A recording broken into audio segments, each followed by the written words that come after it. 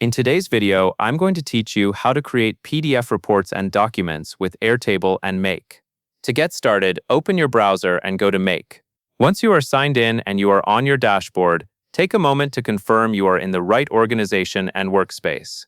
This is important because your templates and scenarios are saved based on where you are currently working. Next, use the navigation on the Make dashboard to access the Templates area. You will be moving through a few on-screen options here, so go slowly and watch the top navigation and left side menu for anything labeled Templates. The goal is to find a ready-made automation you can build on, instead of creating everything from scratch. Once you are in Templates, look for the template that creates a document from a template using data from a record in Airtable. This template is designed for exactly what we want, pulling a single Airtable record and turning it into a generated document, like a PDF report. Click into that template so you can view its details and confirm you have the correct one. On the template page, click Create New Scenario from Template. This will copy the template into your own account as an editable scenario.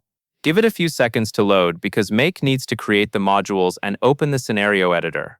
Now you should be in the scenario editor where you can see the automation laid out as connected modules. Click on the module highlight that appears first.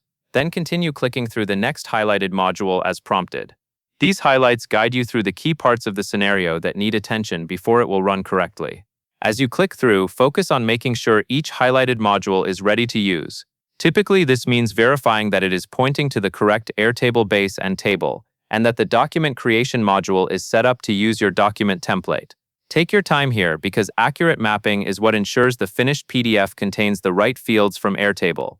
After you have clicked through the highlighted areas, you should have the scenario configured from the template and ready for your next actions, like testing and running it once you confirm the connections and mappings match your setup. And that is all there is to it.